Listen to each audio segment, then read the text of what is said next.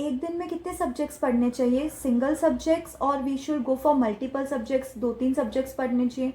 Rankers time table follow करने से क्या हमको भी रैंक आ जाएगा? ये क्वेश्चन आपके माइंड में भी आता होगा ना। नाउ सी बच्चा, एक दिन में कितने सब्जेक्ट्स आपको पढ़ने चाहिए, इसका ना ही कोई प्रूवन स्टैंडर्ड है, ना ही कोई मिनिमम या फिर मैक्सिमम लिमिट है. What matters is how many effective hours you study in a day, that's it. See बेटा, इसमें सबका अपना अपना स्ट्रैटेजी होता है. What I can say in this that अगर आपका फोकस बैठ रहा है on one single subject, so I will recommend कि एक दिन में आप एक ही सब्जेक्ट लो. इनफैक्ट जब मैं सेल्फ स्टडी करती थी, मैं 20 डेज लगातार एक ही सब्जेक्ट पढ़ती थी. यस, इससे क्या होता था, मेरा लिंक भी बना रहता था उस सब्जेक्ट का. This was my strategy. इससे मुझे बहुत हेल्प होता था. मेरा लिंक भी बना रहता था एक पर्टिकुलर सब्जेक्ट पे, मेरा कमांड आता था उस पर्टिकुलर सब्जेक्ट पे, एंड मुझे सेटिस्फैक्शन भी मिलता था कि यस, मेरा एक सब्जेक्ट कंप्लीटली एंटायरली साइड हो गया. Then the next one I use to take. उसके बाद आगे कभी 5 to 6 डेज निकाले या मैक्सिमम 8 डेज निकाल लिए फॉर द रिविजन. तो जो सब्जेक्ट मैंने 20 डेज में पढ़ के खत्म किया, उसको मैं 8 दिन में रिवाइज कर लूंगी. So that was my strategy. Your strategy can be different, but ये चीज़ आप तभी फॉलो कर सकते हो जब आपका फोकस, आपका कॉन्सेंट्रेशन एक सब्जेक्ट पे बैठ रहा है और वो सब्जेक्ट पढ़ते टाइम आपको दूसरे सब्जेक्ट्स की टेंशन नहीं सता रही है. तभी आप ये चीज़ कर सकते हो, अदरवाइज इट्स नॉट पॉसिबल.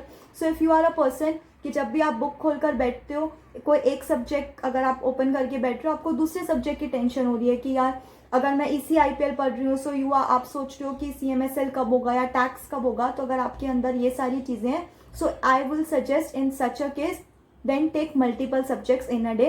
मतलब एक ऐसा करो कि एक प्रैक्टिकल सब्जेक्ट ले लो, जैसे कि टैक्स ले लिया, एंड एक थियोरी सब्जेक्ट ले लो. मल्टीपल मीन्स बहुत सारे सब्जेक्ट्स भी एक साथ नहीं करने आपको, अदरवाइज किसी का भी लिंक आपका नहीं बैठेगा.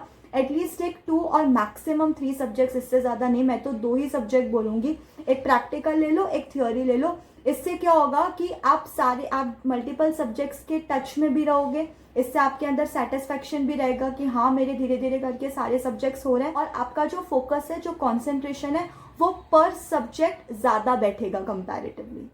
सो बेटा, इट्स अप टू यू. दोनों ही तरीके अपने आप में बेस्ट हैं. Do what best suits you, and वही चीज़ आप फॉलो करो जो आपको बहुत अच्छी तरीके से जम रही है. That's it. इसमें ज़्यादा कोई दिमाग लगाने वाली बात नहीं है. अगर आपका फोकस, आपका अटेंशन एक सब्जेक्ट में लॉन्ग आवर्स के लिए बैठ पा रहा है, take 1 subject a day.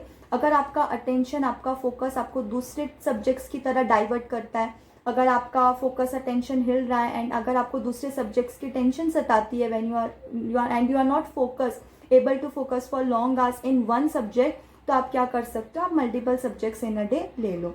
Multiple subjects में भी ऐसा नहीं कि आप बहुत सारे सब्जेक्ट्स ले लो, इससे आप एक भी सब्जेक्ट अच्छे और जस्टिफाइड तरीके से नहीं कर पाओगे.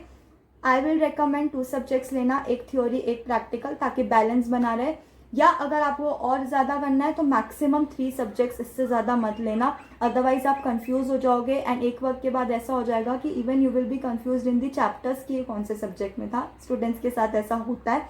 सो मेक अ बैलेंस. तो आप कोई भी तरीका फॉलो करो, both the methods are the best. So do what suits you better, that's it.